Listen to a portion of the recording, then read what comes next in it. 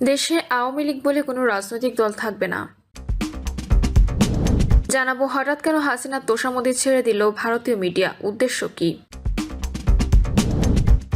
জানাবো 5 দিনের আলটিমেটাম ট্রাম্পের শুল্ক আরোপ নিয়ে নতুন বার্তা। এবং সর্বশেষ জানাবো ফিরছিলেন হজ শেষে বিমানবন্দরে আওয়ামী লীগ নেতা আটক। শুনছিলেন সংবাদ শিরোনাম, এবারে বিস্তারিত। দেশে আওয়ামী লীগ বলে কোনো রাজনৈতিক দল থাকবে না। বিএনপির vice chairman doctor Asaduzzaman Ripon বলেছেন, জনগণের বিরুদ্ধে যদি কোনো রাজনৈতিক দল অবস্থান নেয়, সেই দল আলটিমেটলি বিলুপ্ত হয়ে যায়। আওয়ামী লীগ ভুল রাজনীতি করেছে, মানবতার বিরুদ্ধে অপরাধ করেছে, লুটপাট করেছে, জনগণের বিপক্ষে অবস্থান নিয়েছে, তারা বাংলাদেশ রাষ্ট্রের বিরুদ্ধে অবস্থান নিয়েছে। সুতরাং আওয়ামী লীগ বিলুপ্তির পথে চলে যাবে। বাংলাদেশের ভবিষ্যতে আওয়ামী লীগ বলে কোনো রাজনৈতিক দল থাকবে না। এটা নিষিদ্ধ করা না করার বিষয় নয়। তাদের ভুলের রাজনীতির কারণে বাংলাদেশের মানুষ আর আওয়ামী লীগের রাজনীতিকে সমর্থন করবে না। আওয়ামী লীগের রাজনীতি বাংলাদেশে ফিরে আসার কোনো সুযোগ নাই। আসাদুজ্জামান রিপন বলেন, আওয়ামী ফ্যাসিস্ট সরকারের বিরুদ্ধে আমরা বিজয় লাভ করেছিলাম 2024 সালের 5ই আগস্ট, যে আন্দোলনটা শুরু হয়েছিল 17 বছর আগেই। এই বিজয়ের মধ্যে আমাদের আকাঙ্ক্ষাগুলো ছিল মানুষ শোষণ বঞ্চনা থেকে মুক্তি পাবে। এমপি, মন্ত্রী, প্রধানমন্ত্রী, রাষ্ট্রপতি যারা হবেন তারা নিজেদেরকে যেন মোগল সম্রাট হিসেবে না ভাবেন, সেই ব্যবস্থার বিলুপ্তি ঘটবে। প্রধানমন্ত্রী, রাষ্ট্রপতি সহ সরকারি কর্মকর্তারা জবাবদিহিতার আওতায় আসবেন। সবকিছুর মধ্যে একটি গণতান্ত্রিক ব্যবস্থা থাকবে। বাংলাদেশ রাষ্ট্রটি গণতান্ত্রিক রাষ্ট্র হবে এবং সরকার জবাবদিহির মধ্যে থাকবে। রাষ্ট্র যখন গণতান্ত্রিক হয়, সরকার তখন জবাবদিহি করতে বাধ্য হয় সরকারি কর্মকর্তা কর্মচারীদের নিয়ে। তিনি বলেন, বাংলাদেশের কিছুদিন আগে একটা আন্দোলন হলো। সরকারি কর্মচারী কর্মকর্তারা বললেন তাদেরকে নাকি চাকরি থেকে বাদ দেওয়া যাবে না। কেন যাবে না? তিনি ঘুষ খাবেন, দুর্নীতি করবেন, 14,000 টাকা বেতনের কর্মচারী ঢাকা শহরে 2টা বাড়ি বানিয়ে ফেলবেন, বিদেশের ছেলে মেয়েকে পড়াবেন। এই ঘটনা একজন মন্ত্রী বললেন যে পলিটিশিয়ানরা চোর, আপনি যে মহাচোর সেই কথাটা আপনাকে বলা যাবে না কেন? এই যে আপনারা অনেকেই মহাচোর, এই ব্যবস্থাটিকে জবাবদিহির মধ্যে আনতে হবে। এই যে গণভোটানের মাধ্যমে পরিবর্তনটি হয়েছে, পরিবর্তনের মধ্য দিয়ে আমরা সংস্কার চাই। এই মহাচোরদেরকে আমাদেরকে আটকাতে হবে। কিভাবে আটকাবেন? বাংলাদেশে 2014, 18 এবং 24 সালে 3টি বিতর্কিত নির্বাচন হয়েছে। আমার দলও অনেক সময় বলে না, 2009 সালেও মহা ডিজাইন করে একটি নির্বাচন হয়েছে আওয়ামী লীগকে ক্ষমতায় পুনর্বাসিত করার জন্য। 2008-9 সালে অনুষ্ঠিত নির্বাচন পরিকল্পনা করে হয়েছিল বাংলাদেশটা যেন ভারতের একটি করদ রাজ্যে পরিণত হয়ে যায়, ভারতের কর্তৃত্ববাদ যেন প্রতিষ্ঠিত হয়। সেই উদ্দেশ্যে 1-11 সৃষ্টি হয়েছিল এবং সেই উদ্দেশ্য পূরণ করার জন্য 2008-9 সালে যেই নির্বাচন হয়েছিল তার মাধ্যমে বাংলাদেশে শেখ হাসিনার অবৈধ শাসন পাকাপোক্ত হয়েছে দীর্ঘ বছরের পর বছর। আজকে সেই অবস্থার বিলুপ্তি ঘটেছে। ত্রয়োদশ সংসদ নির্বাচন নিয়ে বিএনপির এই ভাইস চেয়ারম্যান বলেন, অনেকে আমাকে জিজ্ঞেস করেন 2026 সালে আওয়ামী লীগ ছাড়া নির্বাচন হলে তা একতরফা হবে কিনা। 1947 সালে দেশভাগের পর মুসলিম লীগের ভুল রাজনীতির কারণে তাদের রাজনীতি বিলুপ্ত হয়ে গেল।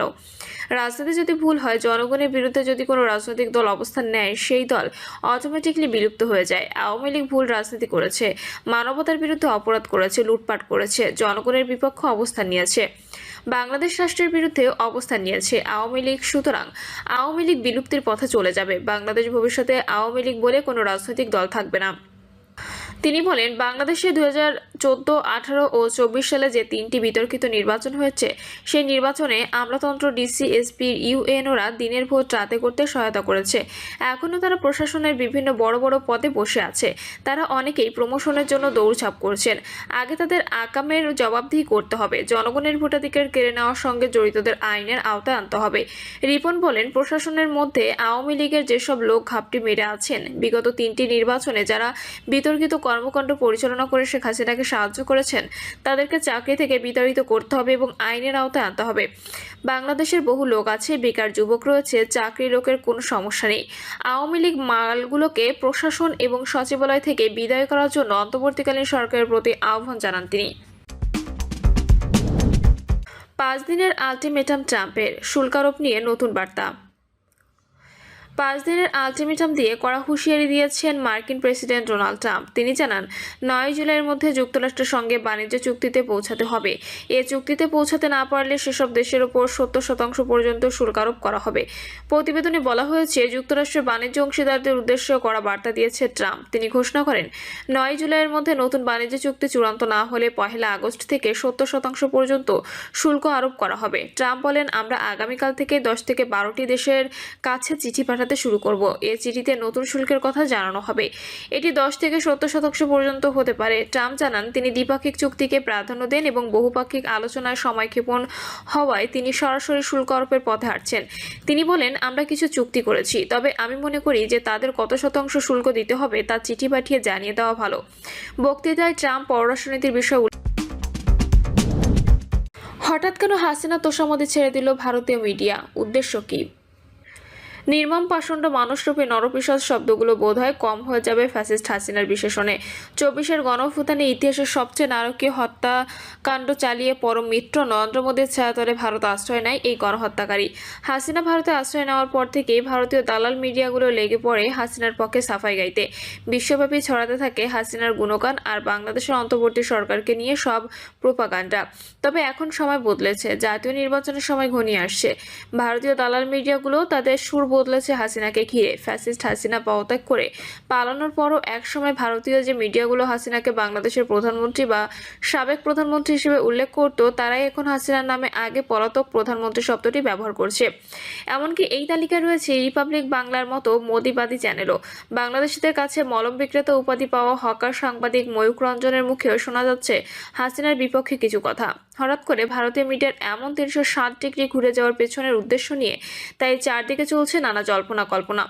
বিশ্লেষকরা বিষয়টিকে দেখছেন ভারতীয় মিডিয়াগুলোর এক ধরনের কৌশল হিসেবে। হঠাৎ করে ওদের ইউটার্ন করাটা বিশেষ কোনো উদ্দেশ্য হাসিলের জন্য বলেই মত বিশেষজ্ঞ মহলের। যদিও তারা সামনে আনছেন বেশ কিছু বিষয়। প্রথমত, ভারতীয় মিডিয়া বুঝে গেছে ফ্যাসিস্ট হাসিনা আর বাংলাদেশের রাজনীতিতে ফিরতে পারবেন না। ইতিমধ্যে তার দল আওয়ামী লীগ নিষিদ্ধ হয়েছে গণহত্যায় জড়িয়ে। দ্বিতীয়ত, নির্বাচনের সময়ও খুব বেশি নেই। নির্বাচনের সময় যত ঘনিয়ে আসছে আওয়ামী লীগের মৃত্যু তত কাছাচ্ছে। ভারতীয় গদি মিডিয়াগুলো বুঝে ফেলেছে এখন ফ্যাসিস্ট হাসিনার পক্ষে গলা ফাটিয়ে কোনো লাভ নেই, তাই সুর বদলেছে ওরা। তৃতীয়ত, হাসিনার নামে গ্রেপ্তারি পরোয়ানা জারি রয়েছে বাংলাদেশে।